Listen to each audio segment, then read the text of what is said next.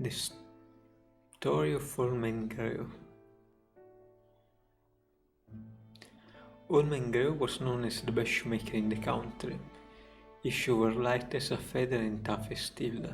They were also expensive, 3 times higher than anything else on the market. People who did not know this reputation were so shocked to hear what he charged that he would say, "The man must be making shoes for his own amusement." Of course, this was not the case. He had become a craftsman apprentice at a tender age, and whenever he learned one master skill, he would move on to more art and shoemaker. Before he knew it, he found himself making shoes for the grandchildren of his earliest customers. Greo was such a skilled craftsman, he could make any kind of shoe the customer ordered, but he was best at and most enjoyed making thick-soled traveling shoe.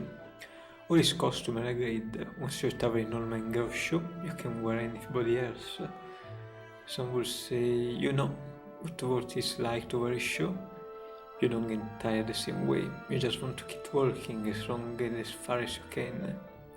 You almost say to get where you were going. The craftsman that he was told Old Man Greo rarely talked to his customers, and he could be downright unfriendly. Complimented of his work, he wouldn't so much as smile.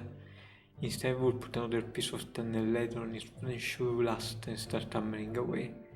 The only time the old fellow would crack even such smile was with a customer with his workshop to place an order. Not that he was ever thrilled to get an order, what he most enjoyed was when a customer brought him a pair of shoes that had already this usefulness. He would start loving it over no source and he disintegrated up and he would actually talk to them. You don't have good traveling, I see. His regular customer would never dispose of their shoe themselves because they knew how much he enjoyed this. Neither would they do anything so foolish as to clean the shoe before handing them over to this old man. He wanted them straight down from the road, covered with dirt, oil stain and skin sticking of sweat. This fellow are my stand-in, he would say, choosing another place for them in his storehouse. They take my place on the road, you know. They've done their job. I hate to throw them away just because they're not good anymore. But craftsman though he was, Old Man Greo would never wear his own shoe. He couldn't have worn them even if he had wanted to. His legs were gone from the knee down.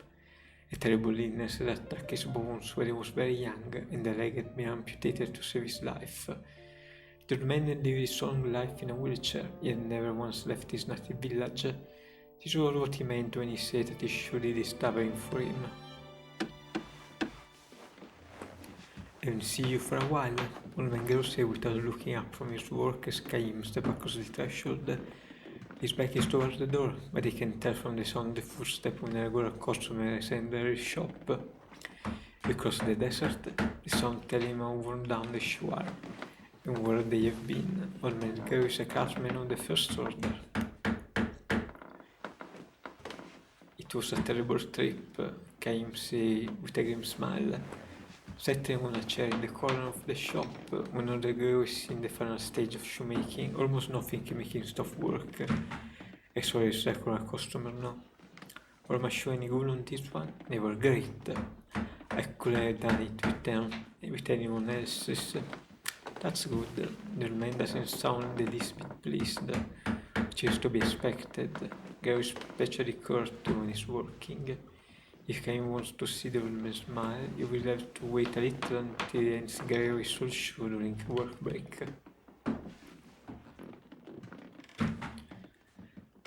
He has to order new ones. Where to this time? Up north more likely. Ocean Mountain. Probably working on the shore to fight. Probably. Old Man Greo seemed misunderstanding with a quick nod. He said nothing for a while. The only sound in the workshop come from Greo's wooden mallet. Came smooth as we it, like old signs. He had sold any number of shoes here, even before they were meant to cover the shop. Caim is one of Old Man Greo's older customers. In other words, he's one of the few who have survived repeat journeys. swinging his mallet and speaking in short snatches. The old man tells Caim about the death of some of his regular customers. Some fell ill and died on the road, others lost their lives in accident, and now a few were killed in battle.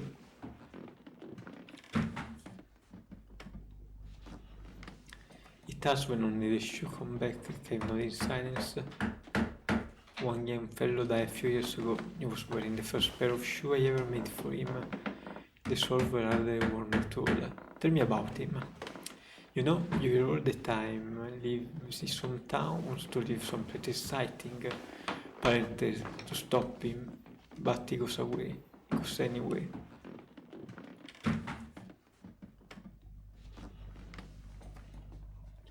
I'm surprised he could afford shoe from you. The parent brought them, said, isn't it? They give their boy all this love and care, and he's very out of childhood. When he say going to leave home, they finally give up and decide to let him go.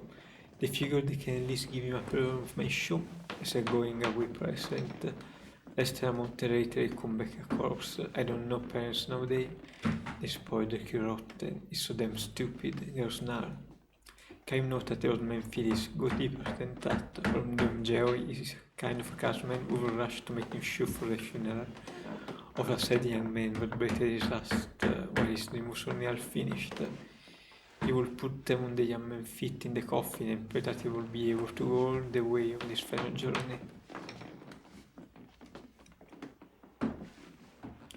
Greo falls silent again with his mallet. Caim noticed how bent and shriveled those men had become. He has known him a long time. Tuesday will be ending soon enough. Caim filled with an itch in his chest. Old Greo finally reached a point in his work where he can turn and face his customer. It's good to have you back, Caim. His face is covered with wrinkles. Caim realized anew how old he has become. Where did you say you were traveling? The desert. Right, I think you told me that before. Caim shook his head. The old man seemed to lose his power of concentration when he isn't working, and his memory is shaky sometimes. Little by little, but unmistakably, old Greo is spending more and more time drifting in the space between dream and reality. People grow old and die. The truth of this was too obvious. Destiny strikes Caim with special force whenever he completes a long journey. So you survived this one too, I see. Caim looked at him with a strange smile. Have you forgotten? I can die. Oh, I guess I knew that. And I never get old. I look just like I did the first time you met me, don't I? The old man lose momentary stun. Oh, I guess I knew that too. He said not again uncertainly. Sure, you were a kid then. You had just had the sickness and lost your legs and were crying all day long. That's right, I remember. You said to call me Big Brother Caim and play with my old shoe. Do you remember? Yes, of course. Greo speak with certainty now. Either the fog is clear or the distant memory has come back with special clarity we could come from so long ago. The soil were worn down, there were holes here and there, and they had the source stink of mother's sweat.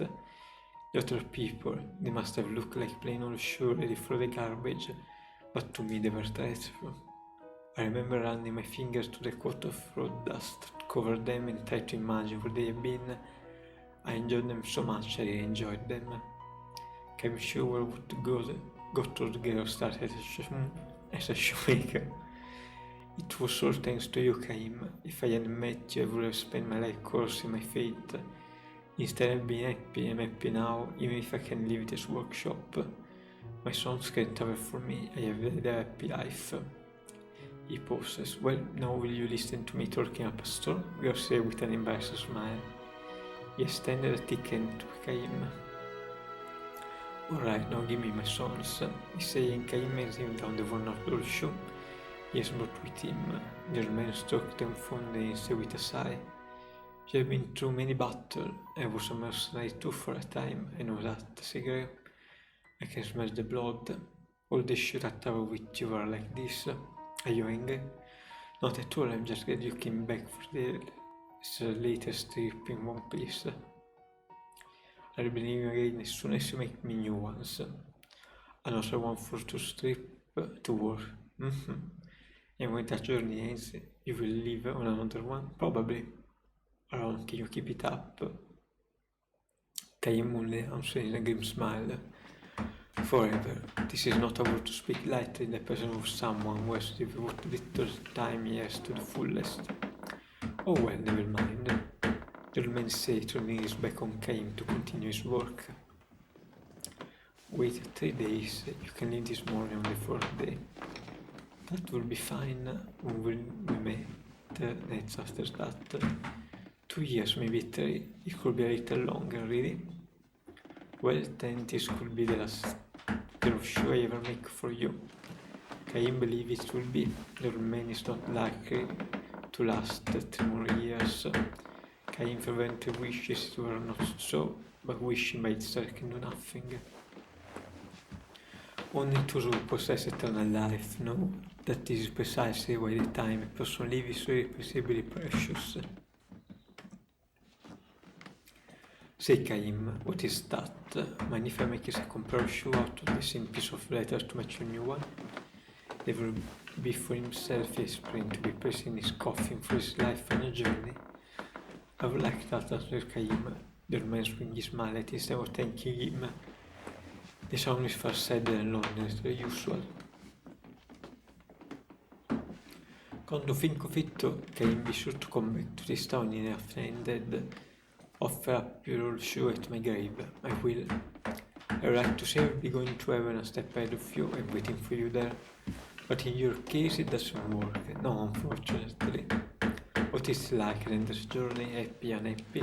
Probably unhappy, Caim replies. But his voice is drowned out in the rising sound of the mallet until it is lost even to his own ears. Old man Greo reached the end of his full span of years soon after Caim visited to his shop. Because Greo has no family, his gaze in the cemetery at the edge of town was cared for by his many sons. In accordance with his wishes, his regular customer offered up the shoe at his grave. Caim's shoes were among them. The words inscribed on the gravestone were chosen by Greo himself. He explained his choice to Caim this way. I would say the word to each new pair of shoes before I handed them to the customer. I always said them to the customer too, and never once had the experience of hearing someone say the word to me. That's why I want them on my gravestone. These are the words I want to be seen off with on my journey to heaven.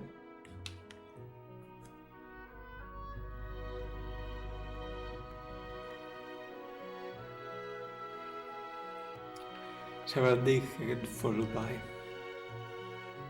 Not only old man Greo, but all the customers who knew him long since departed the world. The only one who still come to pay his respect is Caim. He no longer wears shoes that were crafted by the old man.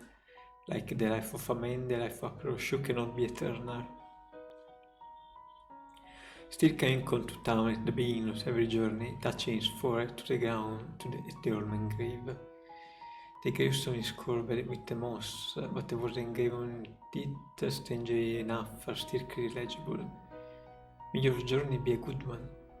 These were the words the old man always spoke, coming from his mouth. They could be brusque, but they were always charged with feeling.